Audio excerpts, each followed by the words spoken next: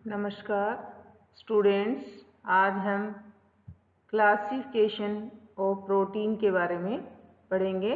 Protein का classification किस किस टाइप से किया गया है उसके बारे में हम स्टडी करेंगे।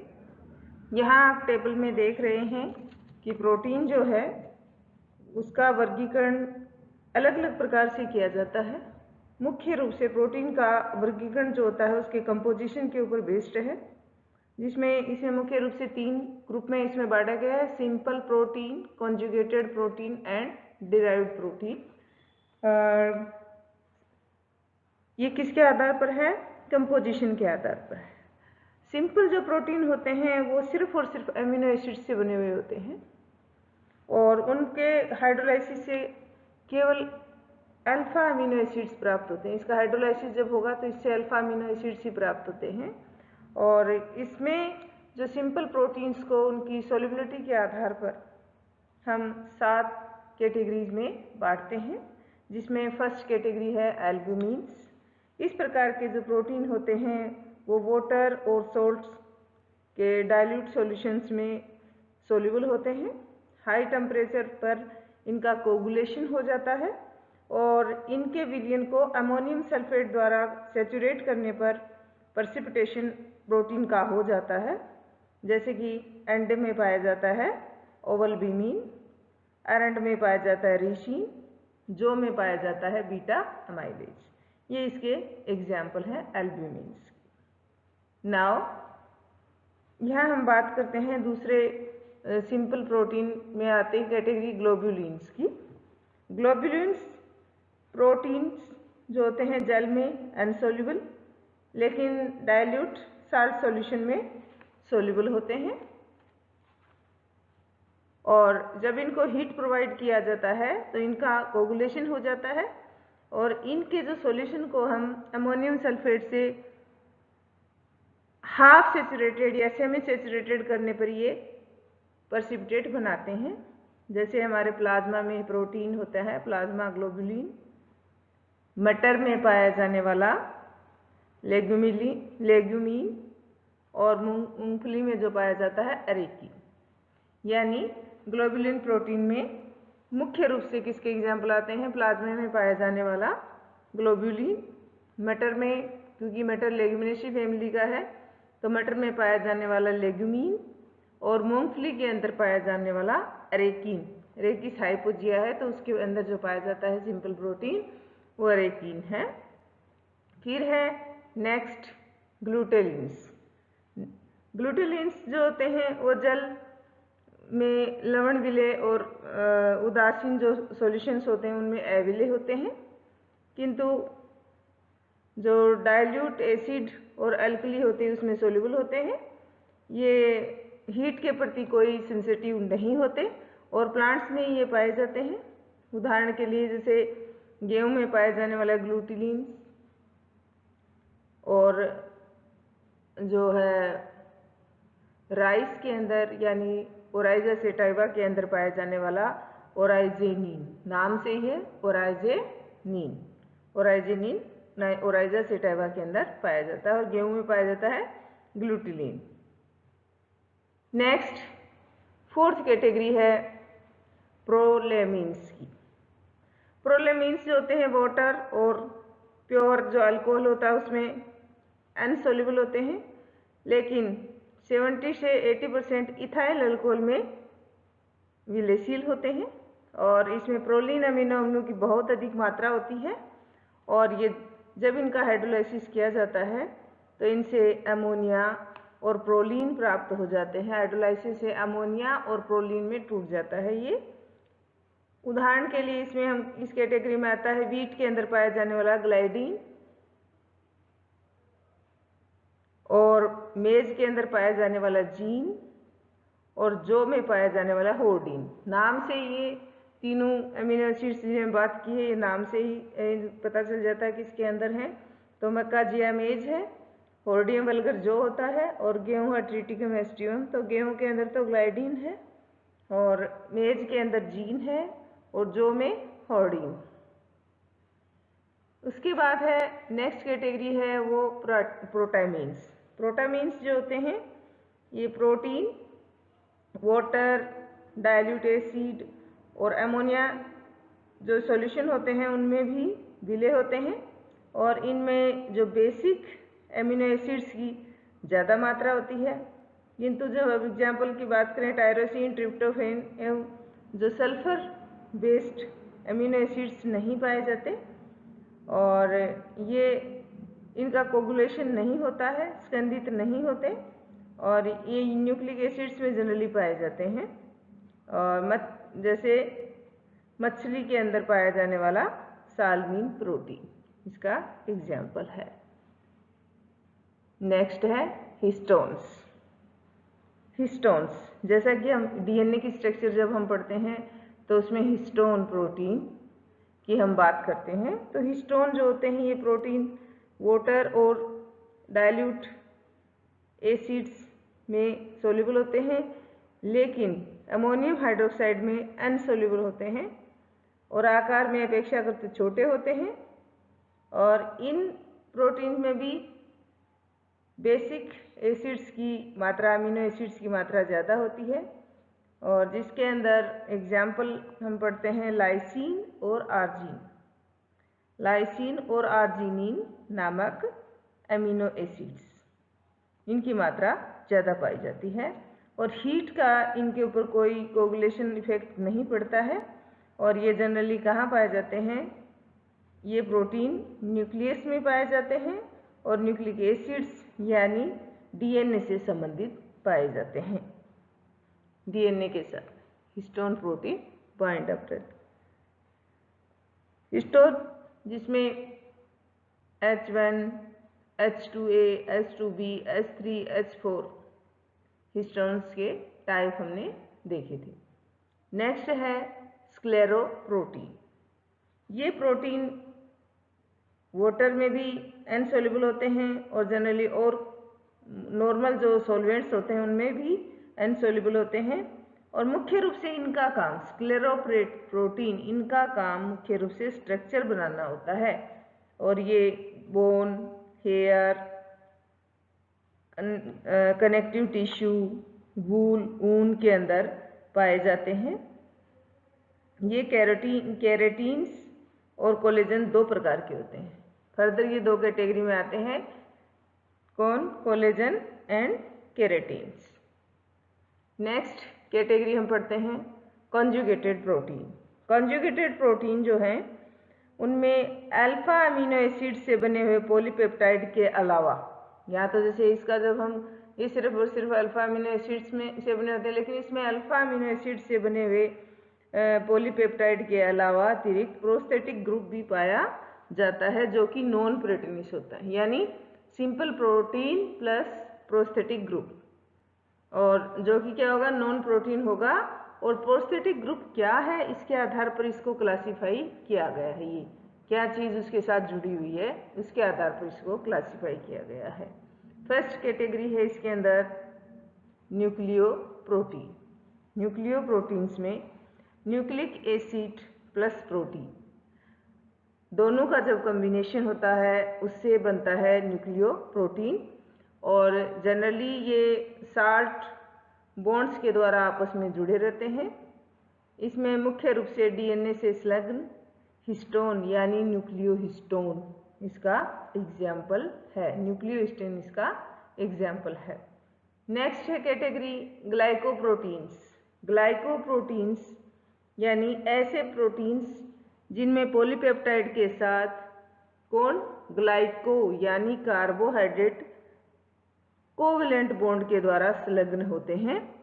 इनकी मात्रा विभिन्न प्रोटीनों में अलग अलग हो सकती है, यानी 1 से 80% तक हो सकते हैं। 1% भी हो सकता है, 80% भी हो सकता है। और जनरली जो सेल मेम्ब्रेन जो होती है उसकी भीति में पाए जाने वाले जो प्रोटीन हैं वो ग्लाइकोप्रोटीन होते हैं, और जैसे एंटीबॉडीज़ हैं, एंटीजेंस हैं, ये इस कैटेगरी के अंदर आ जाते हैं। Next lipoproteins.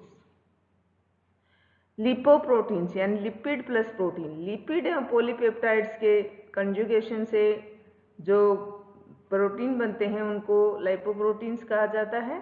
ये वाटर में अनसोल्यूबल होते हैं, ये सेल में उपस्थित विभिन्न मेम्ब्रेन्स, चाहे वो कोई भी मेम्ब्रेन हो, माइटोकॉन्ड्रिया की हो, किसी भी मेम्ब्रेन के मुख्य कंपोनेंट होते हैं।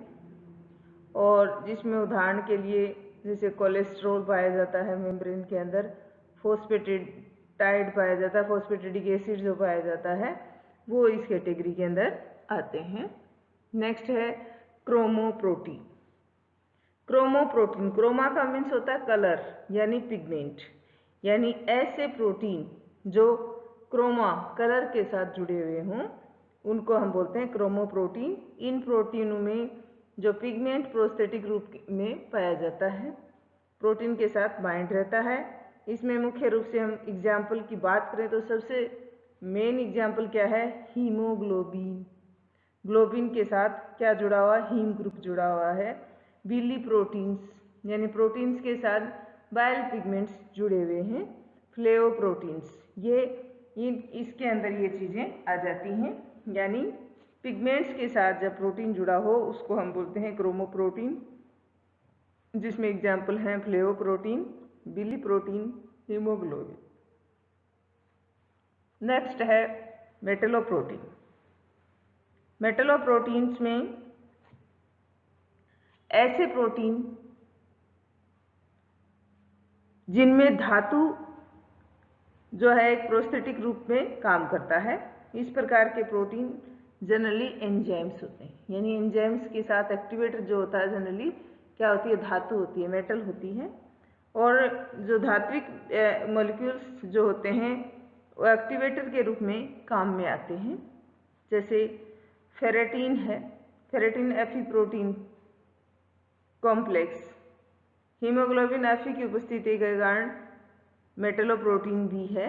यानी हेमोग्लोबिन क्या है, उसका एक्टिवेटर कौन है, आयरन, इसलिए इसकी उपस्थिति के कारण से इसको हम मेटलोप्रोटीन भी बोल देते हैं, क्योंकि मेटल जो है इसका एक्टिवेटर है, हीमोग्लोबिन का एक्टिवेटर है, तो इसको हम मेटलोप्रोटीन भी कह सकते हैं।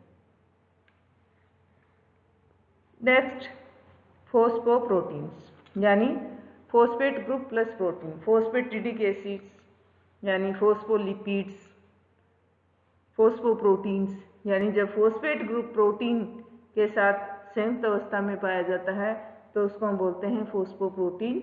और फोस्फोप्रोटीन भी मेम्ब्रेन्स के अंदर पाए जाने वाले प्रोटीन्स होते हैं। नेक्स्ट ड्राइव्ड प्रोटीन, यानी ये ऐसे प्रोडक्ट होते हैं जो सिंपल या कंजुगेट प्रोटीन के पार्शियल, इन दोनों के पार्शियल डाइजेशन यानी पार्शियल ब्रेकडाउन की वजह से या पार्शियल डीनेचुरेशन की वजह से बनते हैं। यानी ये एक्चुअल प्रोटीन नहीं होते, बल्कि किससे बनते हैं, सिंपल प्रोटीन या कंजुगेटेड प्रोटीन के पार्शियल डाइजेशन या डीनेचुरेशन के कारण से बनने वाले प्रोडक्ट हैं। जिसमें दो कैटेगरी हमने दिखाई है, primary derived protein and secondary derived protein. Primary derived protein ये डीनेचर्ड होते हैं। ये कैटेगरी कौन सी है, डीनेचर्ड प्रोटीन की होती है, जो सामान्य प्रोटीन पर, इन पर जब हीट, एसिड या रेडिएशन या वाटर या एल्कलीज आदि के प्रभाव के कारण से बनते हैं। इन प्रोटीनों की प्राथमिक संरचना डीनेचर नहीं होती और जल अपघटन के कारण इनकी उत्पत्ति नहीं होती, और सॉल्युबिलिटी के आधार पर ये दो कैटेगरी में आ जाते हैं। कौन कौन से दो कैटेगरी किसकी हैं, एक तो प्रोटीन कोगुलेटेड प्रोटीन्स की और दूसरा है Meta proteins, coagulated proteins and Meta proteins. Coagulated proteins ये वाटर में अनसोल्युबल होते हैं और हीट के इफेक्ट के कारण से बनते हैं, कोगुलेशन से बनते हैं। मुख्य रूप से इसका एग्जाम्पल है जैसे अंडे के अंदर एल्ब्यूमिन का पाया जाना, वो इसका एग्जाम्पल है, कोगुलेट होना, कोगुलेशन के कारण से बनने वाले प्रोटीन। नेक्स्ट है मेटा प्रोटीन्स, यानी ये एसिड या बेस के अंदर सोल्यूबल होते हैं, जिसमें मुख्य रूप से एग्जाम्पल हैं एसिडिक और बेसिक एल्ब्यूमिन। इसी प्रकार से प्रोटीन्स होते हैं जो वाटर में सॉल्युबल होते हैं। इसका एग्जाम्पल है केसीन प्रोटीन। नेक्स्ट है सेकेंडरी ड्राइव्ड प्रोटीन। ये साइज में छोटे होते हैं और ये सिंपल या कंजुगेटेड प्रोटीन के पार्शियल डाइजेशन या हाइड्रोलाइसिस से प्राप्त होते हैं और इनका आकार हाइड्रोलाइसिस के फलस्वरूप धीरे धीरे कम होता जाता है और इसमें 3 कैटेगरी आती हैं, प्रोटीएजेज, पेप्टोन्स और पेप्टाइड्स। प्रोटीएजेज ये जल में सोल्यूबल और उच्च ताप पर भी ये कोगुलेट नहीं होते और प्रेसिपिटेट करने के लिए इनके अंदर जिंक सल्फेट और अमोनियम सल्फेट का मिलाया जाता है। दूसरा है पेप्टोन्स। ये जल में सोल्यूबल होते हैं और हाई टेम्परेचर पे भी कोगुलेट नहीं होते और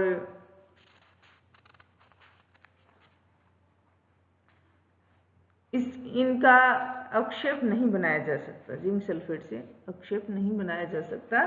पेप्टाइड्स ये बहुत ही छोटे अणु होते हैं पेप्टाइड्स और इनमें डाईपेप्टाइड, ट्राईपेप्टाइड, टेट्रापेप्टाइड, ओलिगोपेप्टाइड और छोटे पॉलीपेप्टाइड शामिल होते हैं इस कैटेगरी के अंदर।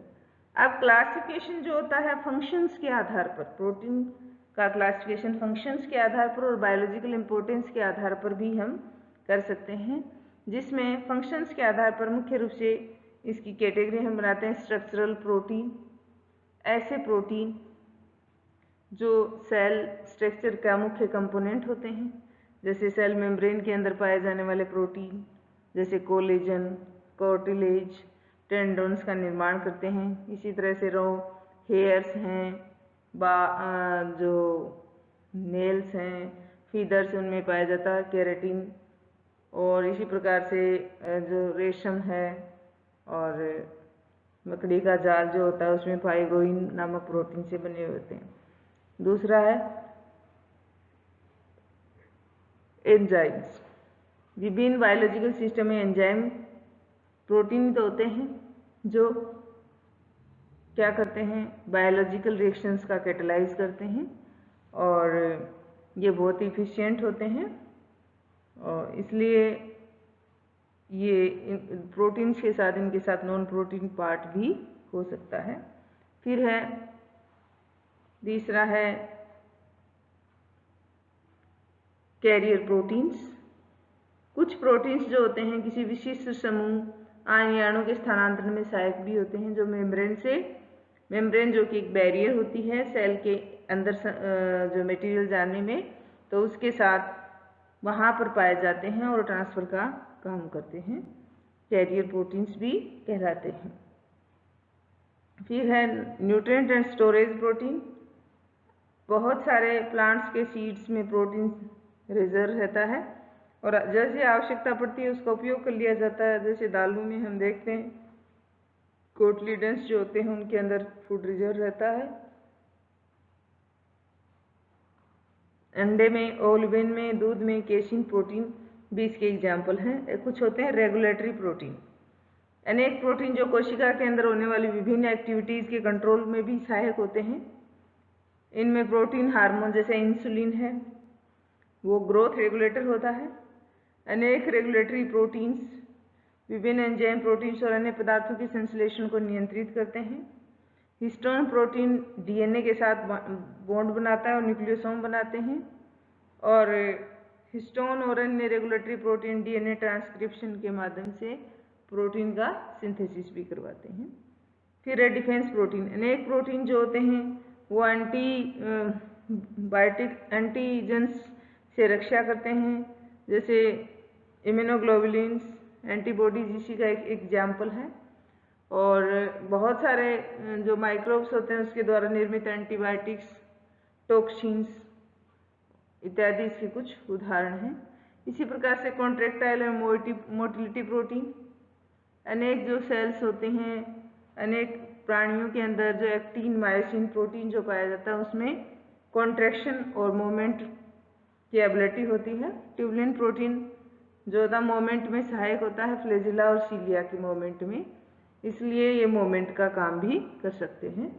तो मुख्य रूप से इनकी कैटेगरी हम बांटें, इनको डिवाइड करें तो मुख्य रूप से स्ट्रक्चरल प्रोटीन, कैरियर प्रोटीन और एंजाइमेटिक प्रोटीन। इसके अलावा एसेसरी फंक्शंस और भी ये करते रहते हैं। तो इस प्रकार से स्टूडेंट्स हमने प्रोटीन के क्लासिफिकेशन कार्यों के आधार पर, प्रोटीन का क्लासिफिकेशन उनके संगठन के आधार पर हमने पढ़ा। Thank you.